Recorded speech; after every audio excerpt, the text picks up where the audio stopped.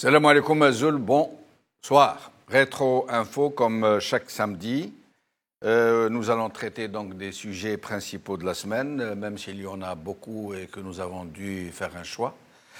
Nous parlerons donc de la commémoration du 17 octobre 1961. Nous parlerons des généraux, des 5 généraux qui ont été mis en prison.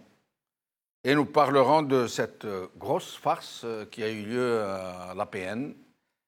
Et donc, avec nous pour en parler, ici avec moi, Samir Belatesh, militant des droits de l'homme. Samir, merci d'être avec nous. Merci à vous pour l'invitation.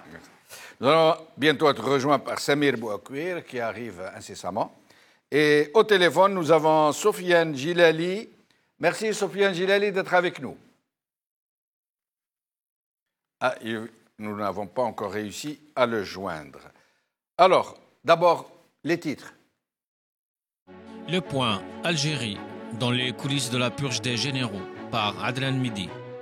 Afrique.com, coup d'État en Algérie, pas de coup de fil de Bouteflika, par Malik Hamid. Libération, 17 octobre 1961, le déni d'une histoire, par CVUH. Samir Belatesh, alors cette semaine, nous avons donc commémoré le 17 octobre 1961. Comme chaque année, nous le célébrons. D'abord, j'aimerais que nous parlions un peu de cette propension des télévisions algériennes d'une manière générale de commémorer à tout va. Mais ce sont des célébrations un peu vides de sens. Soit des officiels qui vont manger des gâteaux et prendre de la limonade tout seuls sans que le peuple s'implique, soit des télévisions qui consacrent des émissions complètes à parler, en creux généralement, et derrière la société algérienne qui ne commémore pas, qui ne sont pas concernés. Pourquoi cette... Par exemple, quand on prend par exemple les grands événements français, en France, il y a des événements historiques dignes d'être commémorés. Généralement, on ne les commémore pas, ou alors 5 minutes, 2 minutes. Mais ils ne consacrent pas des émissions entières. Alors que nous le faisons, mais derrière, il n'y a rien. C'est vide. Je pense que ça, c'est la caractéristique un peu du régime algérien, des autorités algériennes depuis l'indépendance. Ils ont toujours fait dans une sorte de populisme où les mots énormes sont utilisés, tout ça, alors qu'ils sont creux, alors que derrière, il n'y a rien. On a toujours vécu ce genre de choses. Et avec le temps, le petit peuple, le peuple en général, il connaît ça en fait. Il sait que les autorités ne font que taper dans des bidons vides. Hein. Ça fait beaucoup de bruit, mais c'est un bidon vide. Et du coup, la population, elle ne joue pas le jeu avec les autorités. Mais ça s'applique à tous les secteurs, je pense, hein, en politique, enfin, dans tous les domaines, la population est loin de ce que font les autorités locales. Mais pourquoi, justement, la population ne se sent pas concernée ? Le 17 octobre 1961 est une véritable tragédie historique. Mais, oui, mais on sait aussi que l'historique de la révolution algérienne ou ce que les Algériens ont vécu ont été utilisés par une dictature pure et dure, une dictature méchante, violente, moche, et tout ce que tu veux. Elle a tellement été utilisée, et asroha la révolution, hein, la légitimité révolutionnaire et tout, qui fait que la population regarde ça de loin. Mais à mon avis, ça ne veut pas dire que la population n'est pas concernée par les événements de la révolution algérienne et tout. Le peuple a souffert énormément, on en parlait tout à l'heure en off, et les gens sont concernés. Moi, dans mon coin... je ne sais pas, moi, quand on parle avec les personnes qui ont connu la Révolution ou qui ont trouvé les traces de la Révolution, ça les touche énormément. Ils ont tellement souffert, les gens. La population avait vécu des choses gravissimes. On a subi des choses de la part de l'armée française, etc., qui ne s'oublient pas. Je pense que même toutes les commémorations du monde ne suffiraient pas. Mais pourquoi cette distanciation de... Est-ce parce que c'est devenu un fonds de commerce du régime ? Moi, je dis que c'est la faute de la dictature. D'accord. Le mot a été utilisé, c'est un fonds de commerce. Et à force d'utiliser un fonds de commerce, c'est ce qui fait que les jeunes, quand on leur parle de révolution, ils font vous nous prenez la tête avec la révolution, on en a marre et tout, parce que le sujet a été pressé Tellement utilisé jusqu'à la corde que... En plus, ça a été utilisé par des gens qui ne sont pas dignes de confiance, qui pour la plupart ne sont même pas réellement issus de la révolution algérienne, hein, des petits pendant la révolution algérienne sont devenus des ogres et des monstres après. La population, elle sait tout ça. Hein. Elle s'est débranchée. Elle s'est débranchée de ça. Mais à mon avis, la population ne s'est pas débranchée. C'est ma petite expérience. De l'événement en lui-même. Absolument, ouais. Absolument. Soufiane Djilali, merci d'être avec nous. Je vous remercie, c'est moi. Alors, nous parlions donc du 17 octobre 1961 et avant d'entrer dans le vif du sujet, nous étions en train de discuter, Samir et moi, de ce détachement de la société algérienne, de ce genre de commémorations qui sont devenues en quelque sorte un peu le monopole du régime qui les fait entre limonade et millefeuille de 5 minutes avant d'aller vaquer à leurs affaires et où la société algérienne ne se sent pas concernée du tout, alors que ce sont des événements tragiques qui ont énormément compté pour la mémoire. À votre avis, quelle est l'explication ? Il n'y a pas de doute que le régime a consommé complètement le capital symbolique de la révolution. Vous savez, comme tous les peuples, il y a un moment où il est absolument nécessaire de créer une cohésion dans la population à travers un acte collectif qui relève plus de l'héroïsme. Et malheureusement, au lieu d'aider la population à maintenir cette cohésion à partir du mythe fondateur de la révolution algérienne, le régime algérien a au contraire tellement usé et abusé des images de cette révolution en essayant systématiquement d'en profiter pour son propre compte, qu'au final, les Algériens, et surtout les nouvelles générations, ont très vite compris qu'il s'agissait là d'une manipulation plus qu'autre chose. Donc on n'entretient pas une mémoire pour maintenir en place cette cohésion sociale à travers ce geste historique, mais on a utilisé des actes héroïques de bravoure d'individus pour en tirer profit pour, malheureusement, ceux qui n'ont pas fait grand-chose pour la révolution. Puisque très tôt, dès 62, le pouvoir a été constitué plus par ceux qui ont tiré profit de la révolution et non pas ceux qui l'ont conçue et encore moins ceux qui ont eu l'audace de la faire. Samir Bellatech, sur l'événement en lui-même. Alors, quelques jours avant le déclenchement de cette manifestation, à Paris notamment, les autorités françaises, le préfet, M. Papon, avait demandé aux Algériens, les femmes comme on les appelle, les Français algériens, maghrébins, musulmans, voilà, de ne pas sortir la nuit, c'était un couvre-feu. Et le FLN, à ce moment-là, la Fédération de France, on ne sait pas si c'est avec l'accord du GPRA ou non, a donc envoyé la consigne à tous les Algériens de sortir, manifester, et les Algériens sont arrivés par dizaines de milliers, femmes, enfants, hommes, très bien habillés, très bien mis, alors qu'ils venaient de bidonvilles pour la plupart. Et ça a été le massacre. Et par la suite, les gens se sont posé la question, parce qu'il y a eu plusieurs centaines de morts, on ne connaît pas le véritable chiffre, sans compter ceux qui ont été bannis dans leur douar d'origine, qui sont en fait des camps de concentration. Alors, les gens se sont dit, mais pourquoi la Fédération de France a envoyé ces gens à la boucherie alors que l'indépendance était quasiment acquise? Il y avait quasiment acquise, c'était le 17 octobre 1961. Et donc, à votre avis, qu'est-ce qui a motivé Franchement, moi, je n'ai pas d'avis sur ça. C'est un fait historique. Je pense que les historiens peuvent démêler tout ça. Qui a pris la décision, comment, quelles étaient leurs motivations. Par contre, je pense que la population qui est sortie, je pense qu'elle était quand même dans son, j'allais dire... Engagée. On est en pleine révolution, même si, c'est vrai, on peut le dire après coup que la révolution allait finir et tout ça, mais sur le coup... Les gens viennent ou sont en train de vivre des moments très, très difficiles. Ça dure depuis très longtemps. Et je pense que la population a voulu signifier au colonialisme des choses, comme elle l'avait fait avant, en fait. Il y a eu des actions comme ça avant, où c'est la population dans sa majorité qui descend dans la rue et tout ça, comme en 57 et tout ça. Ouais.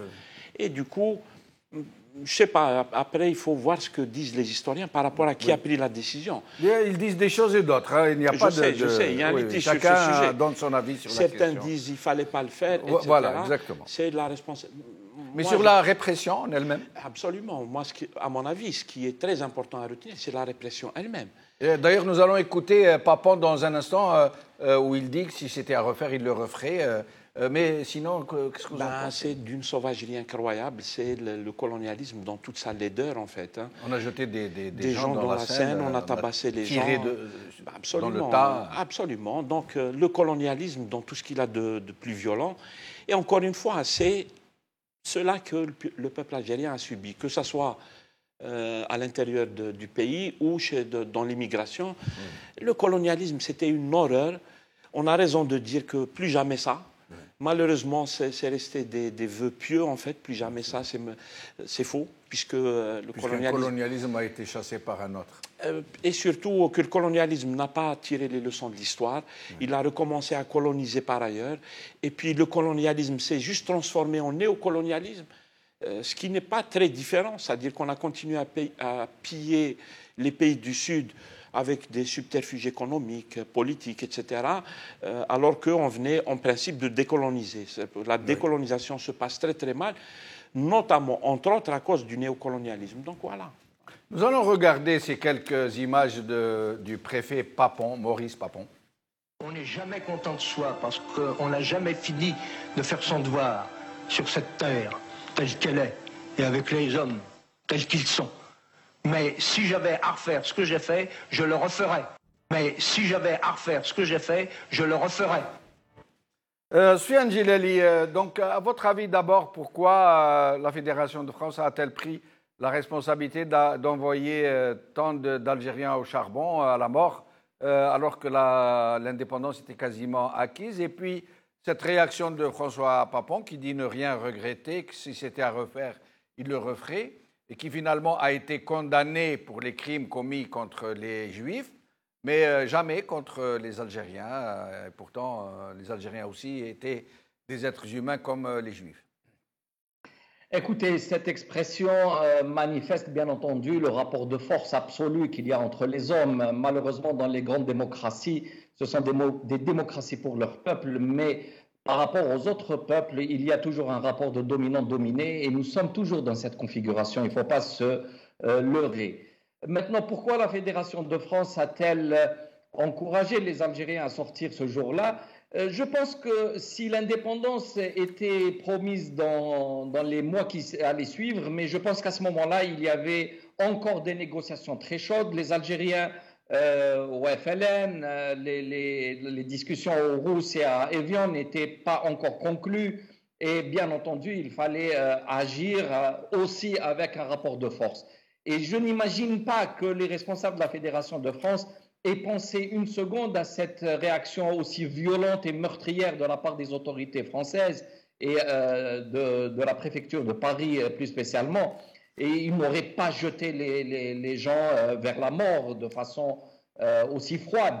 Je pense qu'ils voulaient simplement donner plus de poids aux négociateurs, montrer que la population les soutenait, et y compris au niveau de la métropole à ce moment-là, et que c'était une façon d'appuyer les revendications algériennes. Donc il ne faut pas toujours considérer les résultats d'une opération comme ayant été anticipée. Je ne pense pas que les gens, les responsables, aient poussé les Algériens à mourir.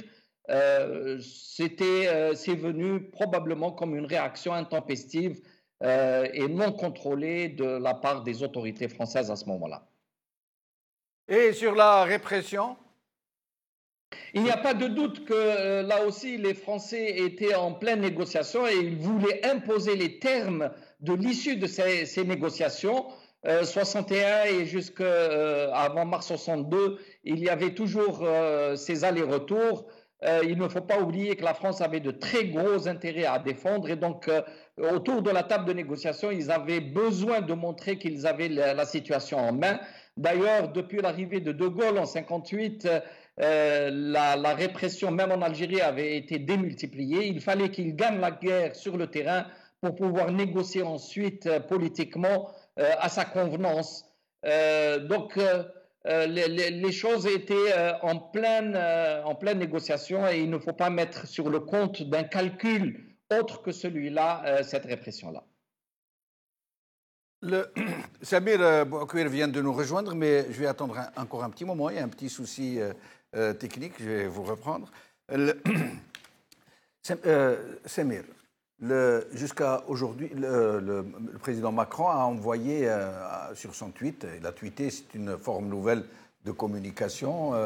Je n'ai pas ici malheureusement le texte de son tweet, mais il a reconnu relativement qu'il y a eu des passements, qu'il faut aller vers une situation plus apaisée où les peuples pourraient se réconcilier. Je le cite en substance.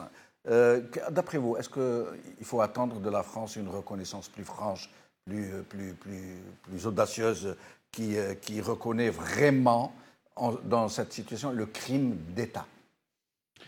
Je ne sais pas, moi je ne fais pas trop confiance aux politiciens au sens, j'allais dire, excusez-moi, quasiment péjoratif. C'est-à-dire qu'on fait dans la politique politicienne, du coup on est dans les petits gestes, etc. C'est-à-dire qu'on va aller dire que c'est pas bien d'avoir jeté les Algériens dans la Seine, et puis le lendemain on va aller dire aux Harkis qui sont des gens bien, etc. Du coup on joue un peu à un jeu qui, moi j'y crois pas. Franchement, hein, je n'y crois pas. Je pense que ces questions-là de mémoire sont très lourdes et elles se traitent avec des actes politiques entre les deux pays, mais qui soient d'une grande envergure, etc. Nous n'en sommes pas là. Le climat n'est pas propice aussi. Hein. Ces gens-là font de la politique, ils tiennent compte de leur électorat. Absolument.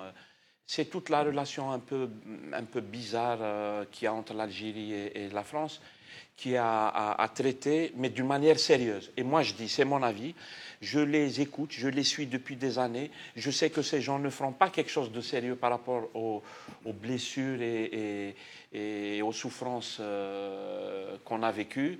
Je pense que ça pourra changer quand on aura du côté algérien un régime j'allais dire solide, représentatif, légitime, etc., qui pourra discuter avec la France officielle d'une manière égale. Du coup, à partir de là, on pourra tirer quelque chose de ça. Mais nous n'en sommes pas encore là. On a une dictature du côté algérien. Elle ne fera, elle ne fera pas le nécessaire par rapport aux questions de mémoire. J'y crois pas. Samir Bouakwir, donc merci d'être avec nous. Merci, je tiens à m'excuser pour le retard. C'est dû au bouchon. Ah ben, écoutez. Alors, nous parlions d'abord de cette propension à la commémoration quasiment officielle, mais seulement officielle, de ce genre d'événements qui sont célébrés et par les officiels entre millefeuilles et limonade généralement, et par les télévisions qui leur consacrent des émissions entières, contrairement par exemple à la télévision française, à la télévision allemande, qui n'attachent pas autant d'importance que nous, peut-être parce qu'ils ont fait leur deuil. Mais d'abord, d'où vient cette propension de commémorer systématiquement ce genre d'événements à un moment où la société ne se sent pas concernée du tout? Vous parlez du 17 octobre. 17 octobre 1961, entre autres événements. Hein. Et quand vous dites que la société n'est pas concernée Les Algériens, par exemple. Les Algériens, généralement, les commémorations relèvent de la simple célébration officielle. Les gens, même le 1er novembre, même le 5 juillet... Oui, c'est que les Algériens, ça ne veut pas dire que les Algériens se désintéressent un petit peu de leur histoire. C'est que simplement, ils refusent de s'associer au rituel officiel, tout simplement. Mais la plupart des Algériens, évidemment... reconnaissent que les événements, que ce soit les événements liés à la Révolution ou les grandes commémorations, le 17 octobre, puisque nous avons commémoré le 17 octobre, que les Algériens, la société est sensible, évidemment, parce que aujourd'hui, si l'Algérie s'est libérée, c'est un peu grâce à l'engagement et au sacrifice des aînés. Donc la moindre des choses, évidemment, c'est de reconnaître... Mais comment faire pour qu'il y ait une vraie adhésion de la société plutôt qu'un fonds de commerce, comme vous le disiez si bien, du rituel officiel? Oui, c'est que l'histoire a été instrumentalisée, a été tellement instrumentalisée à des fins de légitimité révolutionnaire, de légitimité historique, que les Algériens, naturellement, se détournent un petit peu de cette façon de faire. Donc je pense effectivement, comme vient de le dire Samuel, effectivement, je pense que si demain, ce que nous espérons tous, que l'Algérie se démocratise, qu'il y ait une autorité politique légitime dans le pays, un vrai parlement, de vrais partis politiques, un vrai exercice des droits et des libertés publiques. Et il est évident que ce type de commémoration va effectivement susciter d'abord le débat, l'engagement, les discussions au sein de la société. Donc pas de confusion, pas d'amalgame effectivement à ce niveau-là. Voilà, après, et nous nous demandions, avant que vous n'arriviez, parce que le 17, au moment où a été provoqué, j'allais dire, ce massacre, ce carnage, l'indépendance du pays était quasiment acquise. Et certains historiens et observateurs se sont posé la question de savoir pourquoi la Fédération de France a-t-elle envoyé ces milliers d'Algériens manifester contre un couvre-feu un peu discriminatoire, parce qu'il n'était adressé que pour les Algériens, les Français, les musulmans de l'époque. Pourquoi la Fédération de France a-t-elle décidé d'envoyer ainsi les gens au charbon alors que l'indépendance était quasiment acquise? Bon, cette question, il appartient aux historiens d'y répondre. Il appartient aux responsables de la Fédération de France qui sont encore en vie mais il n'y a pas eu de réponse. D'y répondre, oui. Mais voilà. Donc il appartient effectivement aux historiens également d'enquêter et puis de faire leur travail d'historien, et de dire effectivement tel et tel événement, pourquoi est-il suscité. On avait même parlé de la grève des 8 jours, si vous vous souvenez, la grève des 8 jours oui. en 57, en disant est-ce qu'elle est opportune ou pas opportune, etc. Mais tout ça, ça reste un débat d'historiens. Donc, voilà. Mais ce qui est important, c'est que les Algériens se sont mobilisés. Et puis la date, pour moi, qui est importante dans la lutte de libération nationale, c'est bien les événements de décembre 60, où les Algériens sont sortis spontanément, et ils ont démontré à l'opinion internationale que le processus d'autodétermination était irréversible, que les Algériens voulaient effectivement leur indépendance. Et sur la reconnaissance claire, explicite de crimes d'État par la France, pourquoi ça tarde à venir? Oui, mais ça fait partie effectivement des sujets. Vous savez, la politique française de l'Algérie ne se détermine pas exclusivement à l'Élysée. Donc, nous savons que depuis des années, ce sont des réseaux parallèles de ce qu'on appelait la France-Algérie. Et puis, il y a des pesanteurs aussi. Maintenant, effectivement, la France gagnerait à reconnaître à la fois sa part de lumière, et puis sa part d'ombre. Sa part d'ombre, c'est la violence coloniale, le système répressif, ce sont les massacres, c'est le crime d'État, qui représente le 17 octobre 1961, c'est ça. Donc, de la reconnaissance, cette reconnaissance grandirait la France. Donc, voilà. Et nous allons passer. Et nous continuons. Oui. Moi, j'ai été au rassemblement, effectivement, comme beaucoup d'Algériens. Absolument, on continuera ce. Vous avez été le matin ou l'après-midi? Oh non, en fin de journée. En fin de journée, c'était réservé au peuple. Voilà. Peuple algérien de Paris. Et la matinée, c'était réservé aux officiels. Ah, je ne sais pas ce qui s'est passé la matinée. Moi, j'étais en fin de journée. Maintenant, c'est devenu une tradition. Le matin, c'est pour les officiels. L'après-midi, c'est pour le peuple. Ah, c'est bien de me l'indiquer. Comme ça, j'éviterai d'aller le matin. Alors, nous allons passer au sujet suivant. Des généraux qui ont été mis en prison. C'est une première en Algérie, ça ne s'est jamais passé. Et on ne comprend plus très bien, on ne sait plus si c'est un règlement de compte, si réellement c'est une opération main propre. Samir? Je pense que c'est le cas de le dire. On ne sait pas exactement ce qui se passe. C'est un peu l'habitude qu'on a avec le régime algérien où toutes les choses se passent derrière les rideaux et d'une manière opaque, etc. Du coup, on ne sait pas qui tape sur qui, dans quel but, quelles sont les motivations. Il est même très difficile de prévoir ce qui va se passer demain parce que les choses se passent en dehors de notre vue. C'est caché, en fait. Tellement caché que personne n'y comprend quoi que ce soit. Absolument pas. Hein. C'est clair que comment on peut comprendre en fait les gens, ils ne s'expriment pas, ils ne disent pas qu'ils vont faire des choses, et surtout on le sait, les choses se décident en dehors des institutions, et à partir de là, on n'a aucun contrôle sur ce qui se passe. Je pense qu'il faut même le dénoncer en fait, y compris, c'est-à-dire on a un cas où on a des cas ces derniers temps où la chose est devenue, les Algériens voient de loin que le régime, il règle ses comptes à l'intérieur, il a une khalota comme ça qu'il gère à l'intérieur et tout. Les Algériens regardent ça de loin. Je pense que maintenant les Algériens, ils savent tous que les décisions se prennent d'une manière complètement opaque, en dehors des institutions, et c'est un vrai problème en fait, un vrai problème. Notre pays vit des choses inacceptables. On ne peut pas en tant que citoyen accepter que les choses se passent comme ça. Il faut que ça change.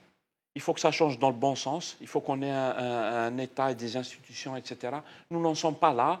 Je pense que dans le cas de ces généraux, il y a une guerre à l'intérieur. Ils règlent leurs comptes comme les règlent les gens de la mafia. Des fois, c'est moins violent que la mafia. Hein. Chez nous, on n'en est pas encore aux liquidations physiques.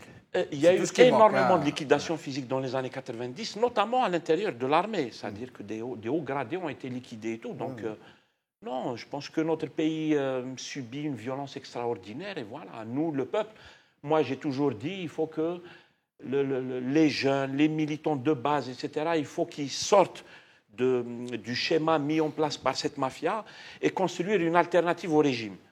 Et Soufiane Djilali, sur la même question?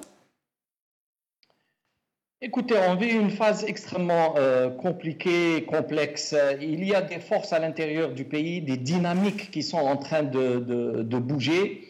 L'armée paye aussi sa promiscuité avec le politique, et en particulier ces dernières années, et avec aussi les affaires. Il y a des règlements de compte, il n'y a pas de doute. Il y a des antagonismes, mais tout cela révèle au fond que l'État algérien étant dans un piteux état, il y a un effondrement du régime de l'intérieur. Il n'y a qu'à voir ce qui se passe au niveau de l'Assemblée nationale, l'intervention impromptue du Premier ministre donnant des injonctions à un président de l'APN pour s'en aller. Non, mais ce sujet, nous allons y arriver, mais j'aimerais que vous me disiez, vous qui êtes chef de parti politique, qui êtes à Mouatana, qui avez diffusé des communiqués. Le dernier en date, celui de votre parti, où vous parlez de guerre des gangs, que la sécurité du pays est gravement mise en danger, vous parlez de purs malfrats. Alors, est-ce que ces généraux ont finalement, d'abord, été quasiment accusés d'avoir trempé dans des affaires comme celle de la cocaïne, puis mis en prison carrément, menottes aux mains. À votre avis, est-ce que cela est dû à cette affaire du 5e mandat? Est-ce que c'est un règlement de compte d'une autre nature? Je pense que tout est lié. Hein. Le communiqué dont vous faisiez état, que nous avions rendu public hier, s'intitulait « La force de la loi » ou « La loi de la force ». En fait, nous vivons une période où c'est la force qui impose sa loi. Ces conflits-là sont des conflits autour du pouvoir, donc autour du 5e mandat, et autour de tout ce qu'il y a qui représente la rente, la distribution des moyens d'enrichissement, etc. Donc tout le problème est en fait qu'il n'y a plus d'institutions dans le pays. La caractéristique de la philosophie politique de M. Bouteflika est qu'il ne doit pas y avoir d'institutions intermédiaires entre lui, sa volonté, et le reste de la population. Et quand vous dites M. Bouteflika, vous pensez à Abdelaziz Bouteflika? Au départ à Abdelaziz, mais bien entendu, j'allais finir dans son parcours à partir des dernières années. Là, il n'avait plus aucune volonté à exprimer, en fait, sauf celle de rester là où il est, et il a remis le flambeau, si j'ose dire, à ses proches. Or, aujourd'hui, le pouvoir s'exerce en dehors du cadre constitutionnel. On ne sait plus qui agit, mais c'est toujours, à l'évidence, à travers des rapports de force entre eux. Ils sont tous complices. Et dans cette complicité, chacun tient l'autre par la barbichette. Donc on voit un Premier ministre, un chef du gouvernement, un chef d'état-major tout ce beau monde-là est en train de se tirer dans les pattes à qui mieux mieux. Restez avec nous, M. Gilali. Samir Bouakwir, sur ces généraux donc, qui ont été mis en prison, mais pas seulement, des dizaines d'autres qui sont en ISTN, interdiction de sortie du territoire national, d'autres dont les domiciles ont été perquisitionnés, et une épée de Damoclès qui pèse sur sur des centaines d'autres, sur la tête de centaines d'autres. À quoi tout cela est dû, d'après vous? On peut tout imaginer, évidemment, tout comme on peut aussi parler de pressions extérieures qui ont été exercées. Oui, de la part les éléments qui ont été cités, effectivement, oui, 5e mandat, succession, etc. Tout cela, évidemment, s'amalgame. On va rajouter, effectivement, comme je le dis, des pressions extérieures qui ont été exercées suite à l'affaire cocaïne, bien avant à l'affaire Tigantourine aussi. Oui. Donc, c'est des hypothèses. Mais bon, il est vrai qu'on risque de rester dans des conjectures tant que pourquoi, justement, il n'y a que des conjectures? Pourquoi est-ce qu'on n'arrive pas à obtenir ne serait-ce qu'un minimum d'informations sur ce qui se passe réellement? Est-ce qu'il est possible d'entretenir une telle opacité? Mais l'opacité fait partie des instruments de ce pouvoir, précisément. C'est de ne pas permettre à la société de comprendre ce qui se passe pour ne pas, évidemment, imaginer les solutions possibles. C'est pour cela qu'il faut revenir aux problématiques de fond de notre pays. J'ai entendu Sofiane Djilali, que je salue d'ailleurs, dire qu'aujourd'hui, le pouvoir s'exerce en dehors des institutions, mais il s'est toujours exercé en dehors des institutions. Ça ne date pas d'aujourd'hui. Il s'est exercé en dehors des institutions depuis le coup de force de 1962 contre les instances légitimes de la révolution algérienne, que ce soit le GPRA. Depuis ce temps-là, on a eu affaire à quoi? On a un système qui s'est renforcé, un système de pouvoir qui s'est renforcé, au détriment, justement, de la construction d'institutions politiques, au détriment de la construction d'un État. Il arrive qu'il y ait des phases de relative accalmie, qui nous donnent le sentiment que le pouvoir s'exerce au niveau de la présidence de la République, ou de l'Assemblée, ou du gouvernement. Mais il suffit qu'il y ait une échéance qui approche, décisive, pour le système, pour que toute cette façade vole en éclats. Et c'est ce qui se passe. C'est ce qui se passe dans cette Assemblée, enfin, par exemple, qui n'est pas une crise institutionnelle, comme certains le décrivent. Nous allons y venir. Voilà. Donc la vraie question, elle est là. C'est-à-dire qu'aujourd'hui, nous sommes dans depuis 1962, nous sommes dans une espèce d'instabilité politique structurelle. Et nous sommes dans des logiques de coup d'État permanents. Mais comment expliquer que dans une telle affaire, ils puissent maintenir une telle omerta, alors que généralement, quand il y a des luttes de clans, les uns et les autres balancent les uns sur les autres. Alors qu'en l'occurrence, même si ça arrive à un point de gravité extrême, jusqu'à mettre des généraux en prison, rien ne filtre. Comment font-ils pour maintenir une telle opacité, pour que rien ne parvienne à l'oreille des observateurs, y compris des initiés? Il y a la violence. Les gens le payent de leur vie. Les gens ont peur de parler? Absolument. Pour moi, les gens le payent de leur vie, et ça se comprend. Et on a vu le cas d'un gros général qui est Ben Hadid. Il a lâché quelques informations dans un média, et on est dans deux médias, Radio Maghreb et El Maghribia. Et on est tout de suite venu le chercher. Il a passé 1 an en prison sans être jugé, ni rien du tout, alors qu'il était cancéreux, etc. Et à mon avis, les années 90 ont aussi servi à ça. Je pense qu'on a tellement choqué et la société et la structure du régime en place que les gens ont peur. Ils rentrent chez eux et ils ne disent plus rien. Alors, nous allons passer au dernier sujet. Il y a le contrôle aussi qui est exercé sur les médias aussi, d'une manière générale. Les médias qui ne jouent quasiment aucun rôle. L'information, comme hier, l'information sécuritaire était contrôlée durant les années 90. C'est important de le dire quand on entend une certaine presse aujourd'hui donner des leçons. En effet. Comme aujourd'hui, effectivement, l'information liée aux affaires, etc., à l'arrestation de généraux, voilà, reste extrêmement incroyable. Toucher à ce sujet. Il y a un recentrage au sein du pouvoir, effectivement, sur, je l'avais dit, je crois, dans une émission, il y a un recentrage sur un noyau dur. Et justement, nous allons parler du sujet le plus d'actualité en ce moment, celui de l'APN, Samir. Donc voilà, il se passe des choses à l'APN. D'abord, pourquoi a-t-on voulu faire partir Bouhadja, alors qu'on aurait pu, si tant est que c'est l'objectif final, dissoudre cette assemblée sans le faire partir?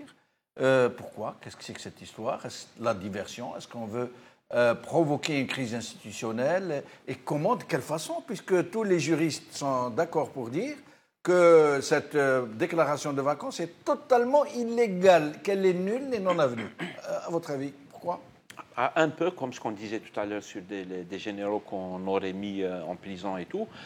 Pareil, là aussi, ils ne communiquent pas, ils font ce qu'ils ont l'intention de faire. Des fois, c'est musclé. Mais ils ne s'expliquent pas devant le peuple et comme ça vient d'être rappelé, même les quelques personnes qui le savent sur la place d'Alger, ils n'iront pas devant les caméras ou n'écriront pas un article où personne n'en parlera. Là aussi, pareil, on ne sait pas exactement. On sait juste qu'il a essayé de dégager visiblement son secrétaire général et on le lui refuse. Ce ne serait pas plutôt un prétexte, ça?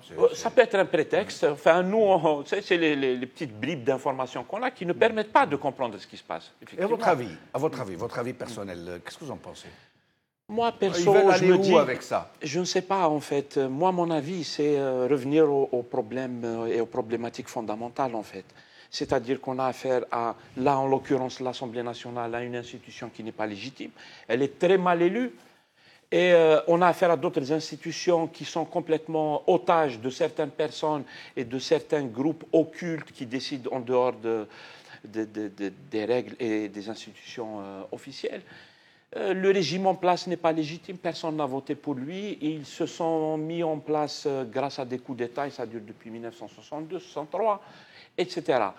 C'est ça mon problème. Du coup, Bouhadja, je ne sais pas, hein, c'est un soutien à Bouteflika. Hein, donc, il a même dit, lui, hein, le président du législatif en quelque sorte, enfin le président de l'APN du moins, il a démenti les déclarations d'Ouyahi, entre autres, sur la séparation du pouvoir et les dispositions de la Constitution qui consacrent la séparation du pouvoir. Il a dit, si Bouteflika, si le président me demande de partir, je pars. Sofiane Gilali, à votre avis sur cette question? Juste en même temps, ça me permet de revenir sur la question que vous avez posée à vos deux invités, que je salue. En fait, ce n'est pas qu'on ne sache rien, mais on sait beaucoup de choses maintenant. On connaît des noms, on connaît des acteurs, on connaît des gens importants. On ne connaissait pas le nom des généraux qui trônaient sur leur région. On ne connaissait pas les directeurs centraux, on ne connaissait pas les noms des uns et des autres. On n'avait jamais vu, par exemple, un directeur de chaîne diffuser une bande sonore parlant du chef de la sécurité, le DAS, l'ex-DRS. Les affaires de sécurité, oui. Donc, vous voyez bien qu'il y a une floraison d'informations. Le problème, c'est qu'on ne sait pas où on va. Parce que, apparemment, personne ne sait, y compris les protagonistes. Ils sont en pleine guerre, ils sont dans un antagonisme terrible. Et il y a un article de presse un article paru dans la presse française qui dit « L'Algérie ne sait plus où elle va ». Et pour la même occasion, avant de vous redonner la parole, Louisette Eril Hariz a démissionné du Sénat. Elle a dit ne plus vouloir participer à cette grande farce, être contre le 5e mandat ou cette option du 5e mandat, et être contre cette grande farce de l'APN. Et je vous laisse poursuivre, Sofiane Gilali. Voilà, donc la conclusion est que maintenant, il n'y a plus d'homogénéité, plus de cohérence à l'intérieur du pouvoir. Le pouvoir est explosé en plusieurs centres. Personne ne peut mettre en place un scénario qu'il va accomplir. Donc, ils se mettent les bâtons dans les roues, chacun essaye de faire tomber l'autre. Donc, il n'y a pas d'information au sens où vous l'entendez. Parce qu'elle n'existe tout simplement pas. Personne ne peut dire... ni Saïd, ni Tartag, ni Gaït Saleh, ni Ouyahia, ni Ould Abbas ne peuvent vous dire ce qu'il en sera demain. Ils essayent tous de gagner la partie, mais je pense qu'on est un peu au hasard, à tire-larigot. Donc, il y a beaucoup d'informations qui sortent. Vous n'avez qu'à consulter des pages Facebook maintenant qui deviennent célèbres. Il y a beaucoup de choses contradictoires, il y a beaucoup d'intox, bien évidemment, mais je crois que la réalité, elle est en train de se faire au jour le jour, et c'est elle qui s'impose au fur et à mesure. Donc, autant le désordre avait primé dans les grandes institutions sécuritaires, autant il touche maintenant l'Assemblée. Je pense que le gouvernement est totalement gangréné, les wilayas aussi, les administrations. Donc c'est tout cela qui constitue l'inquiétude profonde que nous avons face à cet effondrement non seulement du régime, mais également le risque que c'est l'État en entier qui s'effondre. C'est cette alarme qu'on n'avait pas cessé de tirer depuis 2014, lorsque nous avions dit qu'imposer le 4e mandat, c'était que petit à petit mener le pays vers le chaos, puisqu'il n'y a plus d'arbitre dans le pays. Or, le système constitutionnel donnait des prérogatives extrêmement puissantes d'arbitrage à un président qui maintenant n'existe plus. Et restez avec nous, Sr. Géry. Samir Bouakour, où est-ce qu'ils veulent aller avec cette histoire? Est-ce que vous y comprenez quelque chose vous-même? Est-ce que vous parvenez à faire une lecture un tant soit peu logique? La lecture, elle est très simple. Tout ce qui se passe au sein de l'Assemblée, ce qui se passe au sein du gouvernement, cette cacophonie, cette confusion, ne sont que des symptômes, en fait, d'une impasse politique historique. Je reviens un petit peu aux origines de la crise, aux causes de la crise, parce que sinon on ne comprendrait pas un petit peu, on se perdrait effectivement à conjecturer, à spéculer sur la position de tel ou de tel. Moi, ça ne m'intéresse pas. Moi, ce que je regarde, c'est que au sortir de l'indépendance, l'Algérie a été incapable de construire un véritable État et de véritables institutions. Le processus constituant, qui devait justement accoucher dès 1962 à l'État et aux institutions algériennes qui survivent aux hommes. Une institution n'est pas réductible aux personnes physiques, elle survit aux hommes, aux circonstances, etc. C'est ça une institution. Donc ce processus constituant a été interrompu. Alors aujourd'hui, il faut renouer justement avec ce processus constituant. J'entends dire que l'État s'effondre, que les institutions s'effondrent. Alors précisément, comment aujourd'hui, parce que moi ce qui m'intéresse c'est de projeter un petit peu vers l'avenir pour voir un petit peu comment on peut sortir un petit peu de ce bourbier qui mène l'Algérie fatalement droit au mur, vers l'effondrement du pays et qui menace son intégrité, sa souveraineté. Donc c'est comment renouer, comment sortir de là. Moi, la solution que je préconise est très simple. Aujourd'hui, il s'agit de renouer avec le processus constituant. Comment? Non pas en allant vers des élections présidentielles, non pas en se limitant à dire le 5e mandat, pas le 5e mandat, etc. Ce n'est pas cela. Mais de dire que les acteurs politiques essentiels dans le pays, dans laquelle j'inclus évidemment l'armée, puissent se dire à un moment donné qu'il est temps de restaurer un petit peu, de redresser ce pays. Mais qui je pourrait... termine juste l'idée. Oui, je vous en prie. Je termine juste l'idée. Ouais. Donc, de renouer avec ce processus, c'est d'aller vers ce que j'appelle un pacte. Il faut absolument qu'il y ait aujourd'hui dans le pays une prise de conscience qui permette qu'on aille vers un pacte national démocratique, qui permette de définir une nouvelle légalité. Puisque nous avons vu que la légalité actuelle est totalement remise en cause. Donc pour définir une nouvelle légalité et aller ensuite vers des élections générales qui permettent de faire une constitution et puis d'élire une véritable assemblée. J'entends bien. Donc c'est cette étape qui est essentielle. Mais j'entends bien ce que vous dites. Sauf que qui pourrait enclencher un tel processus, puisque le régime, j'allais dire la mafiocratie qui a fait main basse sur toutes les façades d'institutions, ce ne sont même pas des institutions, ne va pas lâcher le morceau. Alors, il faut déjà que l'on arrête d'aller vers des fausses solutions, c'est-à-dire de préconiser des fausses solutions. Oui, alors voilà. Le départ de Bouteflika ou des présidentielles anticipées ou des présidentielles. Aujourd'hui, dans l'état actuel d'effondrement des institutions, je reprends le terme de Sofiane Djilali, d'effondrement de l'État, on est dans une situation, on est incapable d'organiser des élections. Des élections libres et démocratiques, ce n'est pas possible. Mais justement. Même, j'irai même plus loin, je caricature évidemment, que même si le pouvoir le voulait aujourd'hui, il serait incapable d'organiser des élections. Je suis tout à fait d'accord. Donc il faut remettre de l'ordre dans tout ça. Et comment mettre fin à ce désert politique où il n'y a plus de représentation de la société? Alors déjà au niveau des acteurs, moi j'appelle les acteurs effectivement à se pencher sur cette question et de ne pas aller vers des solutions, de fausses solutions. Deuxièmement, moi j'ai quand même la faiblesse de croire que, qu'il existe, parce que tout cela ne peut pas se faire aussi sans le pouvoir, sans l'armée. Je dis clairement, l'armée reste l'acteur principal, parce que c'est lui qui est au cœur du pouvoir depuis 1962. On ne peut pas faire sans. Mais s'il n'est pas disposé... Il s'agit de contraindre. S'il n'est pas disposé à entrer dans une telle dynamique. Il s'agit de contraindre.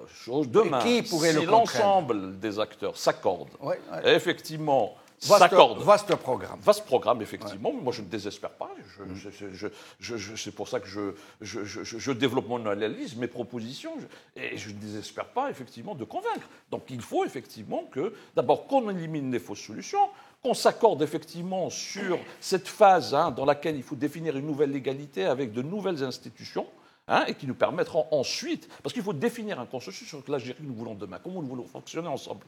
Aujourd'hui, il y a un tel déchirement dans la société que chacun se retourne vers sa propre petite chapelle et on n'arrive plus à vivre ensemble. C'est le vivre ensemble. Qu'est-ce qu'une nation, sinon cette volonté de vivre ensemble, de partager ensemble un idéal, un avenir pour nous, pour nos enfants, etc. Et justement, nous arrivons bientôt à la fin de l'émission. Qu'est-ce que vous pensez, Samir, je vais faire un dernier tour de micro sur cette proposition de Samir Bouakwir qui a délibérément ignoré la question que je lui posais sur la question actuelle pour se tourner vers l'avenir, pour essayer de préconiser. Vous pensez que c'est faisable? Il a raison, Samir, à mon avis. C'est-à-dire qu'il y a la vie du régime, là on n'y peut rien. Ils sont en train de faire la guerre entre eux. Je pense que, moi, perso, c'est ce que... On a la posture du peuple dans sa majorité. C'est-à-dire le peuple n'est pas concerné par la guerre des gangs. Et je pense qu'il faudra même faire très attention à ce que la guerre des gangs ne déborde pas sur la société, comme ça s'est déjà produit dans notre histoire. Par ailleurs, je le rejoins encore une fois sur le fait qu'il ne s'agit pas d'organiser des élections, même qu'on prétendrait libre avec une commission qui va contrôler, alors que la société n'est pas du tout représentée. De quelles élections on peut parler quand la société n'est pas représentée? Donc on doit d'abord revenir à la base, laisser la société s'organiser. Ensuite, on pourra aller vers des élections qui vont donner des résultats qui représentent la société. C'est aussi ça la légitimité populaire, non? Une administration déliquescente. Absolument. Je pense qu'on ne peut pas bricoler ce genre de choses. On l'a vu. Donc c'est une étape nécessaire. On a vu les excuse-moi, juste celle-là. On a vu dans d'autres pays, le cas tunisien, il nous donne beaucoup de leçons en fait. Du comment le processus constituant peut se mettre en place. Ça peut s'appliquer pour notre pays, mais faut-il encore avoir des élites, qu'elles soient politiques ou autres, qui soient capables de mettre en place ce type de processus. Nous n'en sommes pas encore là, il ne faut pas désespérer et il faut aller vers ce genre de choses. Moi, je suis partant. Soufiane Djilali, très vite, en très peu de temps,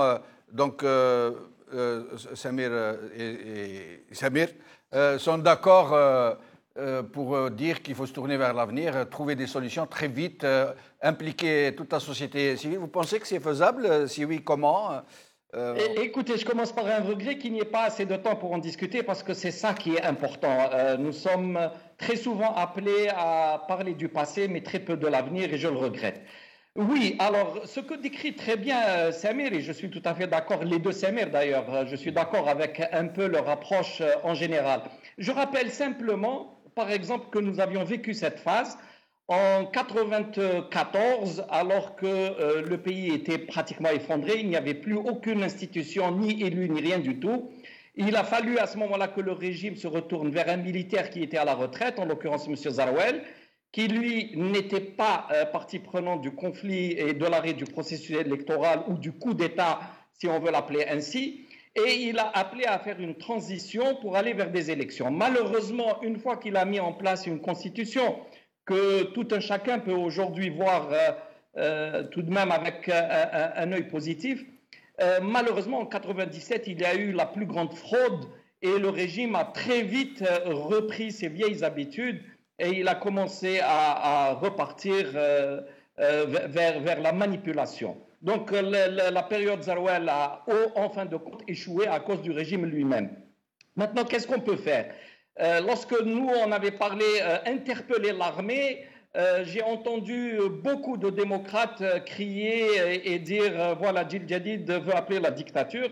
C'est tout simplement ce que vient de dire Samir Bouakwir, qu'on ne peut rien faire parce que c'est un état de fait. L'armée détient une grande part de responsabilité de ce qui se passe et elle a en main la capacité d'agir pour éloigner ceux qui doivent être éloignés, et on ne peut pas laisser le pays entre les mains d'une personne qui n'existe plus et simplement des mandataires en son nom qui agissent derrière le rideau. Donc allons-y parmi les propositions possibles, soit vers une transition franche, et à ce moment-là c'est demander à l'armée de prendre par la force le pouvoir, d'appeler un certain nombre de personnages qui ont un crédit et de mettre en place ce qui était à l'image du Haut Comité d'État, mais on l'appellerait comme on voudrait, et de faire une transition d'une année ou deux avant d'aller à des élections générales. Ça, c'est une possibilité, on ne dit pas systématiquement non. Maintenant, l'autre possibilité est que, malgré tout,